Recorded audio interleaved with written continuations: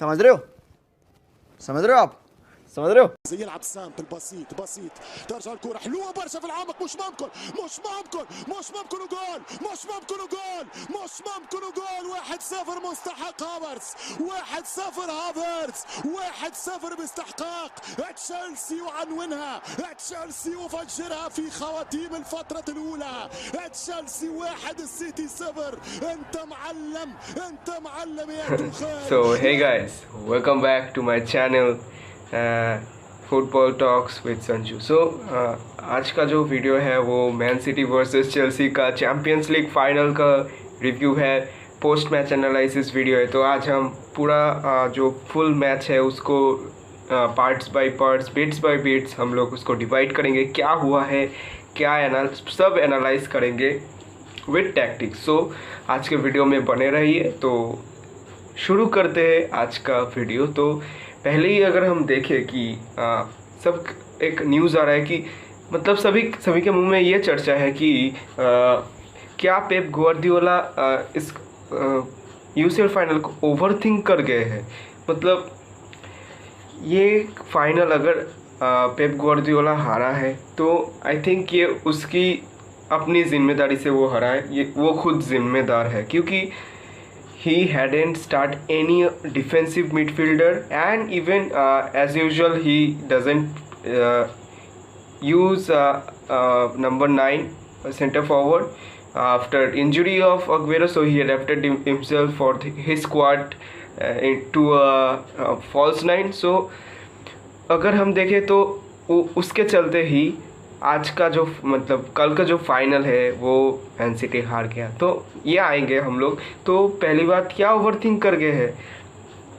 अगर मैं बताऊं कि जो टैक्टिक्स पेप ग्वार्डियोला ने बनाया है, जो 4-3-3 फॉर्मेशन, रेगुलर 4-3-3 फॉर्मेशन जो है उसका वो ठीक है, वो ऑफेंसिव खेलना चाहता था, क्योंकि मैच के शुरू में ही जब किक ऑफ हुआ तो हमने देखा कि पहले से ही बहुत ही हाई प्रेस कर रहा था। Man city was really pressing high very so मतलब वहाँ पर क्या गलती क्या हुआ पेप ग्वार्डियोला से जो कि आई मीन हार गया 1-0 से। तो पहले मैं बता दूँ कि जो 4-3-3 फॉर्मेशन ऑफेंसिव वाला था वो बिल्कुल ठीक था।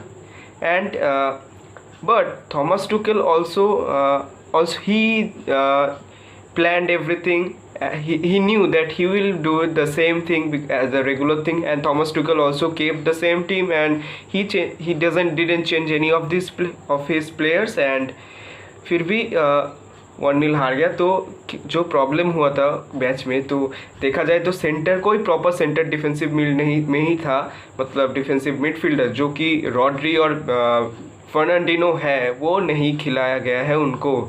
रॉड्री जो 54 और 53 मैचेस खेले हैं Manchester City, and Fernandinho their captain, whenever he is in the team he becomes a captain, and he didn't play, he was not given the time in the squad, he was not listed in the squad। so but in case उनके बदले गुंदोगन को खिलाया गया है as a centre defensive mid, या बहुत साल पहले 13-14 सीज़न या हाँ उस समय में गुंदोगन डिफेंसिव मिडफील्ड का रोल में खेलता था, लेकिन उसके बाद Gundogan totally change himself into a proper centre mid, और इवन यू कैन से हाँ वो सेंटर मिड में खेलता है समटाइम, वो अटैकिंग में या ऑफेंसिव ज़्यादा हो गया है। मतलब इस सीज़न में तो मतलब इस सीज़न में मैन सिटी का अगर कोई बेस्ट प्लेयर है, मतलब गोल स्कोरिंग प्लेयर है, वो गुंदोगन है। गुंदोगन के गोल स्कोरिंग के लिए ही आज मैन सिटी इतना दूर आ गया है। तो क्यों गुंदोगन, ये मैच में गुंदोगन तो बहुत ही कंफ्यूज था। मतलब वो ऑफेंसिव प्लेयर है बट उसको डिफेंसिव रोल दे दिया गया है, इसलिए वो मतलब ऑफेंस मतलब स्ट्राइकिंग में या काउंटर अटैक्स में ज़्यादा पार्टिसिपेट नहीं कर पा रहा था, क्योंकि अगर काउंटर अटैक करते वक्त कोई मिसपास हो गया तो उसके चलते अगर वो चेल्सी काउंटर अटैक कर दे तो कौन रुकेगा, इसलिए वो डिफेंडिंग रोल भी गुंदोगन को करना पड़ रहा था। इसीलिए गुंदोगन कोई मतलब ही couldn't take the actual decisions, some crucial decisions by himself. उसके चलते ही हम लोग देख पा रहे थे गुंदोगान काफ़ी सारे फाउल्स कर रहे थे। तो ये गया एक मिस्टेक। तो और एक मिस्टेक था कि फोडेन को सेंटर मिड में खिलाना और स्टर्लिंग को मैच में स्क्वाड में रखना as a left winger, because हाँ हमको पता है शायद स्टर्लिंग के साथ कोई लफड़ा हो गया था पेप ग्वार्डियोला के साथ, स्टर्लिंग और पेप ग्वार्डियोला के बीच में कोई लफड़ा हुआ था लगता है, इसलिए काफ़ी दिनों से स्टर्लिंग को टाइम नहीं दिया गया।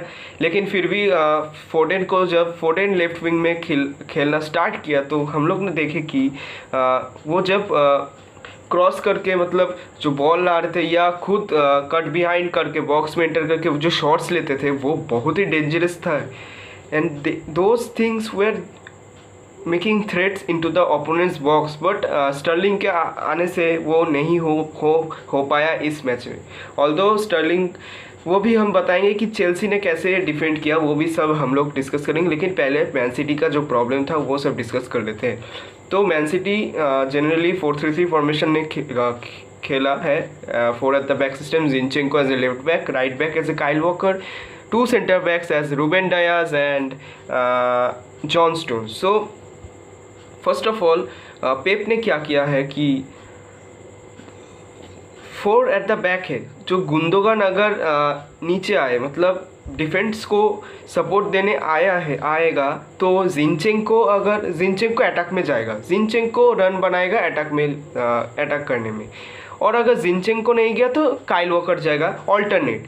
और अगर देखा जाए कि गुंदोगान नीचे नहीं आ रहा है सपोर्ट करने में, जब डिफेंडर्स बॉल लेते हैं तो जिंचेंको 3 at द डिफेंस हो जाता है, तब वो लोग 3 at द डिफेंस में जाते हैं और कोई एक विंगर शायद वो काइल वॉकर, अगर जिंचेंको नीचे रहता है तो काइल वॉकर अटैक में जाता है, तो अगर काइल वॉकर नीचे रहता है तो जिंचेंको अटैक में जाता है। ठीक है, ये गया डिफेंस लाइन का लफड़ा। अब आता है मिडफील्ड में हम लोग अगर देखें तो थे Phil Foden, centre defensive mid as a Gundogan जो मैंने पहले बताया है, और फिर सेंटर मिड में आता है बर्नार्डो सिल्वा। ठीक है, तो यहाँ पर हम लोग देख सकते हैं कि एक फॉल्स 9 का फॉर्मेशन हो रहा है यहाँ पर, कि कभी कभी हम लोग देख सकते हैं कि डी ब्रुइना जो फॉल्स 9 में खेल रहा है तो वो कभी लेफ्ट फ्लैंक में स्विच करता है या कभी नीचे आ जाता है और फिल फोडेन आता है, और अगर फिल फोडेन के बदले फिर से बर्नार्डो सिल्वा आता है तो यहाँ पर एक डायमंड फॉर्मेशन हो रहा था फॉल्स 9 के लिए, और लेफ्ट विंग में स्टर्लिंग था, राइट विंग में महारेस था। तो स्टर्लिंग को सपोर्ट करने के लिए डी ब्रुइना कभी स्टर्लिंग के पास जा रहा था, तो कभी कभी राइट विंग में Bernardo Silva as a support करने जा रहा था। लेकिन ज़्यादातर वक्त हम लोग देख रहे थे कि बर्नार्डो सिल्वा फॉल्स 9 में आ रहा था और D Bruyne sometimes was making runs into the as a false 9 and even from the midfield. Okay, it was everything regarding the formation of and the when Man City was in possession. So इस तो ये जो attacking है, ये attacking को Chelsea ने कैसे defend किया। अगर हम लोग देखें ना कि स्टर्लिंग और महरेज जो है ना वो लोग बहुत वाइड विंग में रहते थे, वो ज़्यादा नीचे नहीं आ रहे थे, वो वाइड रह रहे थे। तो एक तरफ से देखा जाए तो चेल्सी जब बॉल इन पोजीशन में था तो डिफेंड जब कर रहे थे वो कैसे कर रहे थे। Chelsea as a normal Thomas Tuchel his brilliance ही केप्ट द सेम टीम, वो सेम टीम रख के भी मैच जीत गए हैं। तो 3-4-2-1 था, 3-4-2-1 फॉर्मेशन था। सेंटर बैक में था Rudiger, Thiago Silva and Azpilicueta their captain. तो जब भी चेल्सी के जब भी डिफेंस के लिए आए थे, मतलब जब उनको डिफेंस करना था तो हम लोग देख सकते थे कि बेन चिलवेल जो है as a left wing back खेल रहा था, वो नीचे आ रहा था, और Reece James as a right wing back खेल रहे थे, वो नीचे आ रहा था as a 5 at the defence formation के लिए। और डिफेंसिव मिडफील्ड जिसमें था कि जॉर्गिनो कांते, वो सब डाउनवर्ड आ रहे थे डिफेंस को स्ट्रॉन्ग करने के लिए। Even we can see Mason Mount and Kai Havertz taking that left mid and center mid positions and Timo Werner getting back downwards. So there was a compact defense for Chelsea to stop all those counter attacks and all those high pressing balls. So वहाँ पर and एक most important था चीज़ है जो right wing थे ना, जब right wing से कोई बॉल आ रहा था, जैसे स्विच कर रहे थे कि जब महारेस अटैक में जा रहा था, महारेस को तो बेन चिलवेल और रूडिगर ने पूरा पकड़ के रखा था, जिससे राइट विंग पूरा ब्लॉक्ड था। पूरे गेम में राइट विंग से कोई भी मतलब कोई भी अटैक नहीं हुआ, कोई भी अटैक।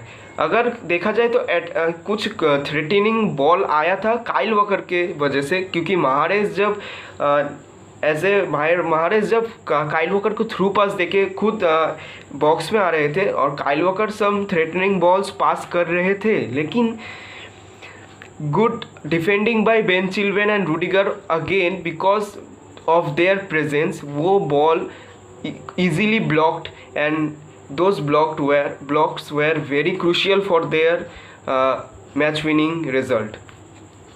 और फिर आता है लेफ्ट विंग में तो स्टर्लिंग था, तो स्टर्लिंग को रेसे जेम्स ने अकेले ही पूरा गेम में पकड़ के रखा था।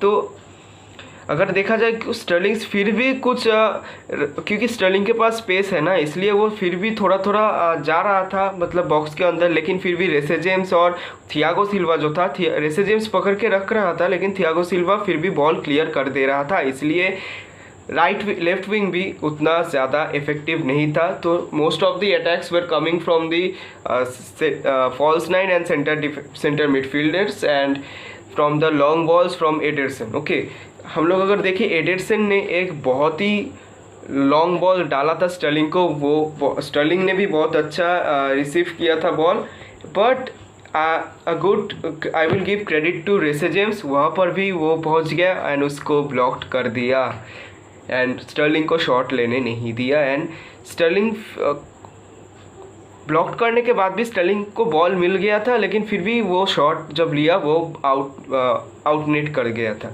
Out of the target. तो ये था डिफेंस का मामला। तो अब देखते हैं चेल्सी ने कैसे अटैक किया। When Chelsea was in the attack, तो 3 एट द बैक खेल रहे थे, तो रूडिगर फार था थोड़ा और थियागो सिल्वा और एस्पिलिक्वेटा बहुत पास थे। एस्पिलिक्वेटा जनरली थोड़ा ऊपर रह रहे थे, थियागो सिल्वा को जब बॉल दे रहे थे तो स्टर्लिंग देखा जाए तो एस्पिलिक्वेटा को लेने आ रहे थे और डी ब्रुइना थियागो सिल्वा को प्रेस कर रहे थे, और वहाँ पर बेन चिलवेल रूडिगर पूरा एकदम खाली था और बेन चिलवेल को महारेस पकड़ के रखा था। तो इस समय में वो किसको बॉल देगा? थियागो सिल्वा से ही बॉल होगा। थियागो सिल्वा अगर मेंडी को दे देता है, मेंडी फिर से उसको वहाँ पर काई हैवर्ट्स को दे सकता था, या फिर वो बॉल रेसे जेम्स को पास करता था, या फिर एक दूसरा चीज़ हो सकता है कि रूडिगर को देके वो बेन चिलवेल को दे सकता है या डायरेक्ट बेन चिलवेल को दे सकता है, क्योंकि अगर बेन चिलवेल को बॉल देगा तो काइल वॉकर वहाँ पर बेन चिलवेल को पकड़ने आएगा, लेकिन वहाँ पर मेसन माउंट भी था, तो अगर काइल वॉकर बेन चिलवेल को पकड़ने आएगा तो मेसन माउंट वहाँ पर स्पेस क्रिएट होगा, तो मेसन माउंट रन बना सकता है एंड वही होता है। लेकिन काइल वॉकर चालाकी से दोनों के बीच में आ जाता है, लेकिन देखता है कि किसको बॉल देता है।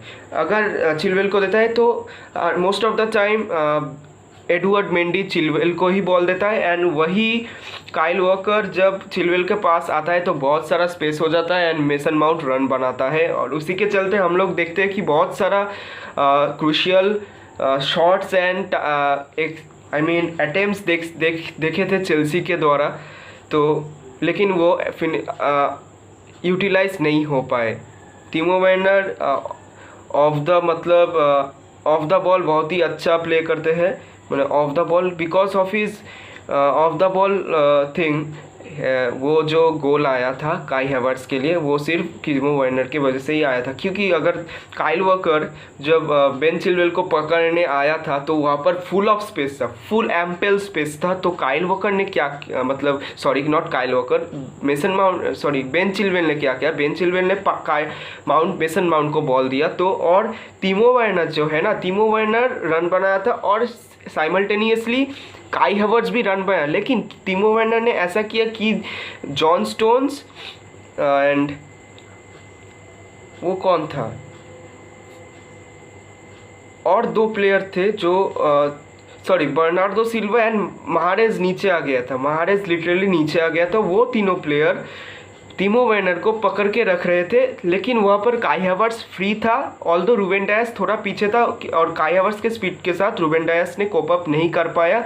और गुंदोगन की यही गलती थी यहाँ पे डिफेंसिव मिडफील्डर में खेलने की कि गुंदोगन जब mason mount ball Ben Chilwell को काइल वॉकर ने पकड़ के रख रहा था, तब भी गुंदोगन आगे मतलब डिफेंसिव रोल अपना नहीं खेला। और जब मेसन माउंट को बॉल पास किया और मेसन माउंट जब काइल हैवर्ट्स को थ्रू पास करने जाएगा, तब भी गुंदोगन वही जगह पर खड़ा रहा है, लेकिन और डिफेंसिव रोल कुछ नहीं किया है। तो इसी के चलते काई हैवर्ट्स को बॉल मिल गया और उस एंड जस्ट बॉडी फेंट देकर एडरसन को बीट करके उसने वो गोल कर दिया and it was 1-0 down, Chelsea 1 man city 0। सो ये इसी के वजह से मतलब इसी गलती के वजह से मैन सिटी गोल खाया। तो आपको ज़रूर समझ आया होगा कि मैन सिटी का कहाँ पर गलती हुआ था। या the most mistake, the important thing in this match in Pep's squad was that to add Rodri और फर्नांडिनो। ऑल्दो हम लोग देखे फर्नांडिनो बहुत आया था सब्स्टिट्यूट होने के बाद, लेकिन फिर भी वो बहुत लेट आया था। एटलीस्ट वो 50th मिनट में आया था, not so let, although 50th या 60th मिनट में आया था, लेकिन फिर भी उसने भी तब तक मैन सिटी के प्लेयर्स फ्रस्ट्रेशन में थे, वो उनका मोरल डाउन हो गया था, इसीलिए फर्नांडिनो आके भी कुछ नहीं हो सकता था। Although we have seen Aguero and Gabriel Jesus as well, लेकिन Gabriel Jesus we are surprise that Gabriel Jesus को वो विंग में खिला रहे थे और Aguero as a centre forward. अगर डी ब्रुइना के चले जाने से इस गेम में बहुत ही बड़ा इफेक्ट हुआ, क्योंकि डी ब्रुइना का वो इंजरी जो आँख के यहाँ पर लगा उस र्यूडिगर के फेस मास्क के लिए, उसके चलते डी ब्रुइना को सब्स्टिट्यूट करना पड़ा। एंड डी ब्रुइना अगर रहता और मतलब अग्वेरो जब सब्स्टिट्यूशन हुआ, अग्वेरो को लाया गया पिच में, और तब अगर डी ब्रुइना रहता पिच में, तो आई थिंक तब कुछ हम लोग पॉजिटिव चांस देख सकते थे, लेकिन डी ब्रुइना उस टाइम नहीं था और अग्वेरो कुछ ऐसा कर नहीं पाए इस मैच में। कुछ बहुत ही लेट आए, 70th मिनट समथिंग उस टाइम में आए, तो वैसा करने की कोई टाइम ही नहीं था तब, और players already were in frustration. So mainly जो गलती थी वो the bad players picking, player अच्छे नहीं चुने गए थे, मतलब रॉड्री और फर्नांडिनो को वहाँ पर लाना चाहिए था एंड गुंदोगन को एज ए सेंटर मिड खिलाना चाहिए था, और स्टर्लिंग के बदले फिल फोडेन को एज ए लेफ्ट विंगर जैसे खिलाता है पेप ग्वार्डियोला वैसे ही खिलाना चाहिए था। वैसे Pep Guardiola I think he was being so normal, I thought he is keeping this thing, he was keeping this UCL so comfortable and normal. Although मुझे लगता है कि ये UCL जो है ना, ये सिर्फ टैक्टिक्स या टेक्निक्स या स्किल्स से जीता नहीं जा सकता, इसके लिए ब्रिलियंस एंड लाइफ चाहिए। लाइफ मतलब यहाँ पर जान है, जान चाहिए, जो मतलब चेल्सी के हर एक प्लेयर में वो था कि हम लोग को चैम्पियंस लीग जीतना ही है, क्योंकि वो लोग प्रीमियर लीग नहीं जीत पाए, क्योंकि first of the cause is Lampard के आने से। Lampard was the first debut manager of Chelsea, although Lampard पहले कुछ मैचेस जीत रहा था, लेकिन उसके बदले पूरा ड्रॉप डाउन कर गया, सब मैच हार रहा था, इसलिए रोमन एब्राहोविच देयर क्लब प्रेसिडेंट, सो उन्होंने बेच दिया लैम्पार्ड को। फिर थॉमस टुकेल आए and Thomas टुकेल took Chelsea from 10th to 4th position and finish in the next champions league session, sorry 3rd position. And उसके बाद चेल्सी FA कप फाइनल में ही पहुंचा, लेकिन वहाँ पर भी हार गया लिस्टर सिटी के अगेंस्ट। तो उनके पास सिर्फ ये चैम्पियंस लीग ही बचा था जीतने के लिए, और मैन सिटी को चेल्सी ने 1-0 2 टाइम्स हराया जब भी थॉमस टुकेल के अगेंस्ट फेस किया था पेप ग्वार्डियोला। तो इसी चलते तो उनका जो मोटिवेशन है कि उनको ये चैम्पियंस लीग जीतना ही चाहिए। वो सब प्लेयर्स में जी जोर से अपना जान लगा दिया पूरा इस मैच में कि वो जो भी करके चैम्पियंस लीग का ट्रॉफी ले आएंगे लंदन में। तो इसीलिए Champions League, to win a Champions League you need life, not tactics, nothing. You need brilliance and life in yourself. And coaches like Thomas Tuchel, who is successful as well, although उसको PSG के, जब वो PSG में था, final में जाके वो हार गया बायर्न म्यूनिख के साथ, लेकिन फाइनल तक तो पहुंचा। और चेल्सी में आके उसने चेल्सी को इतना इम्प्रूव कर दिया कि it is totally, it can't be explained. This is Nazi blood. Jurgen Klopp ने डॉर्टमुंड में रह के German coach can do this kind of things, specially German coach can do this kind of things. We can see Joachim Low, we can see Jurgen Klopp. Bundesliga से जब Liverpool में आया, English Premier League, पूरा Liverpool को change कर दिया। वैसे ही Thomas Tuchel German coach, Nazi blood है, तो वो बुंदेसलीगा लीग 1 से आके EPL में आके पूरा चेंज कर दिया। तो ये था आज का एनालिसिस, पूरा एक्सप्लेन कर दिया आज का एनालिसिस। आई होप आपको समझ में आ गया था कहाँ पर कौन सी गलती थी, किसकी गलती थी।